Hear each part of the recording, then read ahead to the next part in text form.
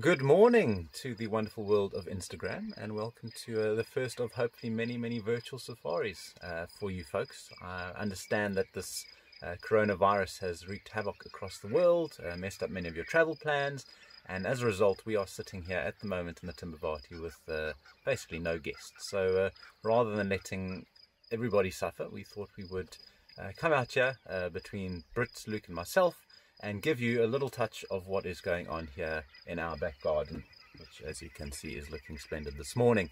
We're going to be heading out every day, seeing what's happening with the lives of our animals, capturing them on film for you and sharing them here on Instagram television, just to keep you in touch with the bush and give you a bit of a break from what is going on around you in the world at the moment. So going to be a bit difficult to get direct interaction with you, but please, if you have any questions that you'd like to ask about our animals, about our reserve, if you have any aspects of the bush that you'd like us to focus on over the coming weeks, please drop a comment below, let us know, and we will do our best to answer those and film the things that you want to see. But for now, let's go out and see what we can find in the wonderful world of the Timbavati at Tandatula. So we are in a very fortunate position at the moment. So we have a lot of baby cats around.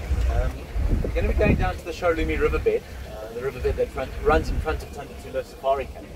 And a little distance up from our camp, we have got one of the River Pride lionesses that has got her 3 2-month-old lion cubs that are there.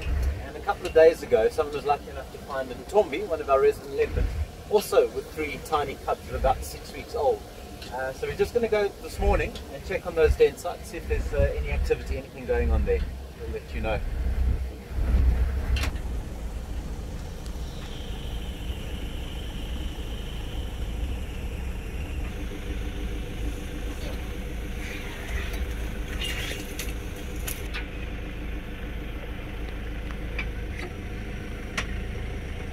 So this was the last location that we saw these lion cubs a couple of afternoons ago.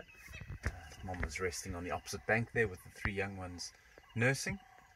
A few francolins that are shouting in the bush now, an alarm call that might indicate the presence of some predator, but at the moment we see nothing, which is not always a surprise. These babies survive by being left very well hidden when Mom is not in attendance. When she is here, she'll bring them out, they'll have time to play, but when she leaves to go hunting and join the rest of the pride, she leaves them very well concealed within these thickets, so we might find that is the case. And we'll just spend a couple of minutes here, see if anybody shows themselves.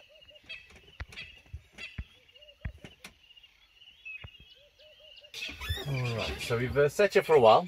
The spurfowl are still shouting away there, but nothing has shown itself. So we're going to leave this area for now. We'll definitely come back and check over the next few days. No doubt cubs are not far away, but let's go and have a look to see if there's any better joy with Ntombi and her litter of cubs. The bush is not always about the big things, although some would argue that this is not particularly small, but we have here a small female golden orb-web spider, and if you look very carefully above her, you'll see the much smaller males. She's up to 100 times larger than they are. In this area we've been moaning for the last few years that this particular species of spider has kind of disappeared following the drought, but it's really good to see them making a comeback. And a lot of you are probably sitting there cringing at home thinking why on earth would it be good for the spiders to come back, but they have a very important ecological role to play, and of all the spiders that we have, this is definitely one of the more beautiful and definitely one of the more docile and gentle.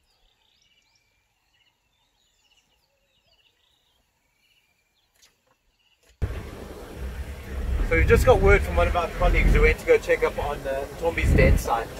There's actively no sighting of them, no sign of Mom at the den site. The cubs are well hidden, so we're not going to go and disturb them unnecessarily.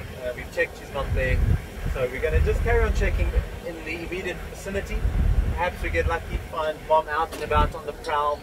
Although leopards are notoriously nocturnal creatures, in areas like this where they aren't persecuted and they don't feel threatened by man, they remain very active throughout the day. I mean, for instance, somebody bumped into Ntombi walking around at 12:30 in the afternoon yesterday. So we're going to just check around, maybe fortune is on our side and we are able to find her. So let's go check some of her favorite haunts.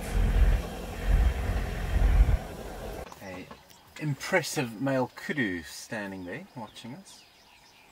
No longer watching us.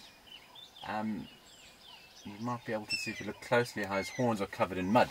He's just come away from a little mud wallow, and kudus, nyalas, their relatives are renowned for doing this.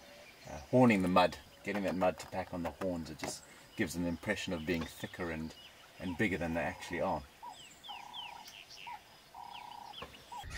Right.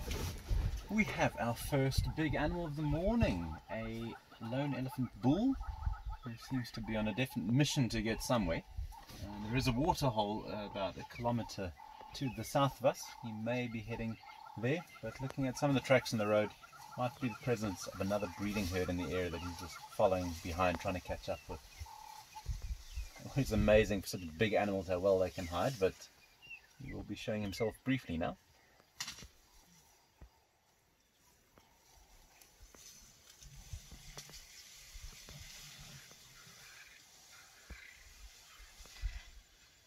Why walk around the bush when you can walk straight through it? He's going to come out into the open now.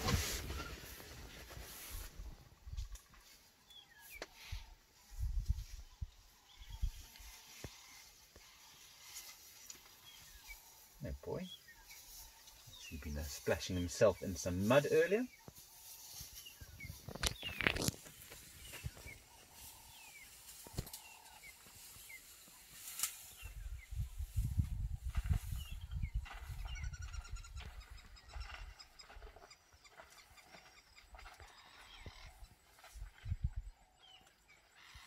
It's amazing how quiet they are for such big animals. Imagine 4,500 kilogram humans walking around the bush, how noisy it would be, but you can barely hear him as he walks around. This is the kind of traffic that we have to put up with in the bush on a Monday morning. 10 to 8, it is rush hour here.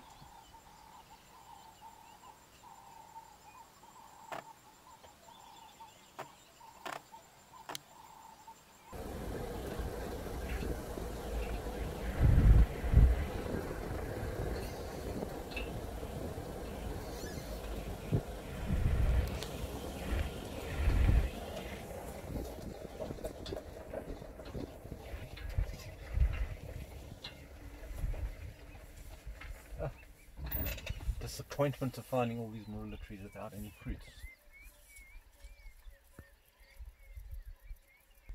He is on a bit of a mission, not stopping to feed, so we're slowly getting close to the waterhole. So I think we're going to go jump ahead and wait for him at the pan, or the dam rather.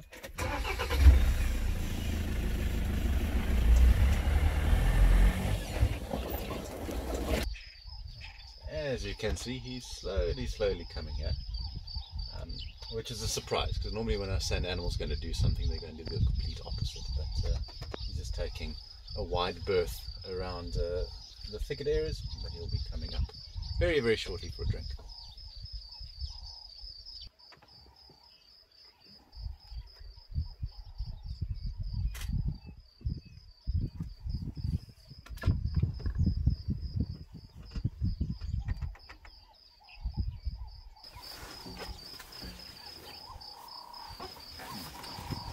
Some other elephants calling to our eastern side, but yeah, he's arrived at the water, having a drink. Took him a little bit of time to decide where he wanted to drink. Elephants are notoriously fussy when it comes to drinking water, and they always want to get the freshest, cleanest water. So in some of the pumped water points around the reserve, they will always go straight for the inlet pipe, because that's where the clean water is coming in. A dam like this here, this is rain fed, so the water quality is going to be the same wherever. So he's found a spot, and he's going to be gulping water with his trunk there, between 10 and 15 litres at a time. And this is going to be one of probably a couple of visits to waterholes today. It's forecast to be about 32 degrees today. It is going to be warm, and I'm sure before he vacates here, he's going to give himself a bit of a covering of water before heading off to feed for the rest of the morning.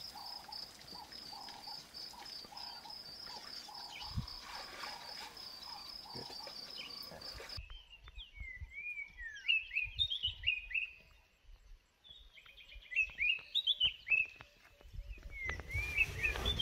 alarm calls for impala coming from that side, so we might be back on the leopard hunt.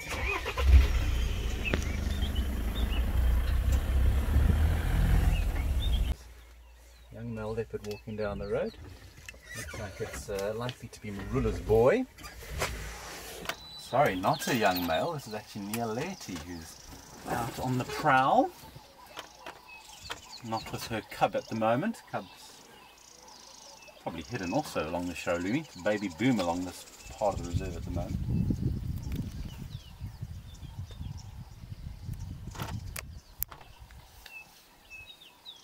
Scent marking.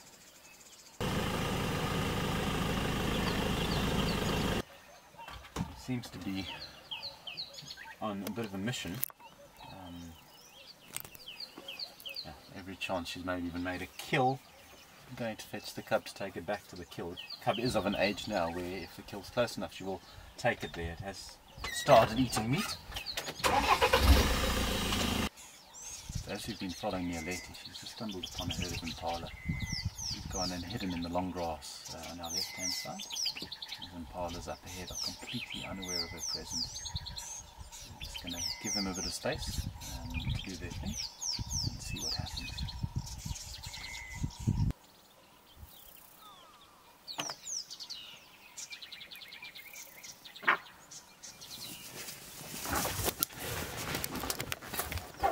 So close!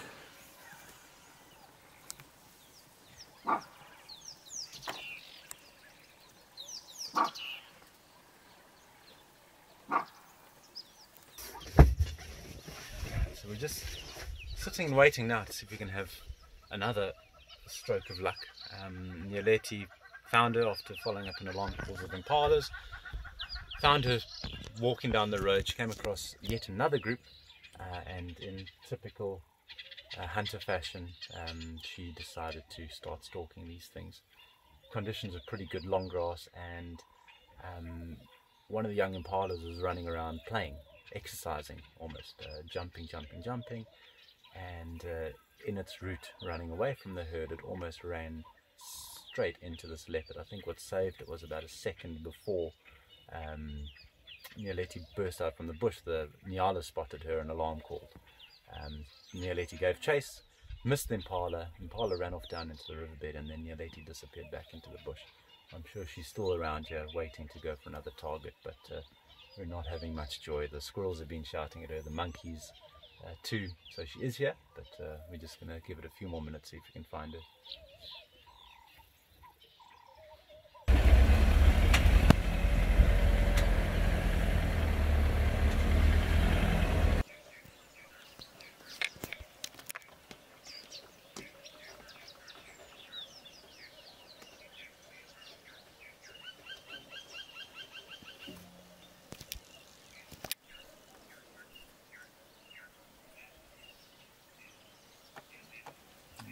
She's resting in the thickets, was resting in the thickets. And that is why leopards are difficult to find sometimes. So just come to get out the sun, come to get out a view of everybody that was looking at her, but she is going to spend a little while there, and I'm sure try again later on this morning or early this afternoon. She's looking very well fed, so it may have just been an opportunistic hunt. As she was heading back to the cub, perhaps came across the impalas and took a chance, but hasn't really got the motivation, and it is now 9:30, getting quite warm, so she may settle down for a bit.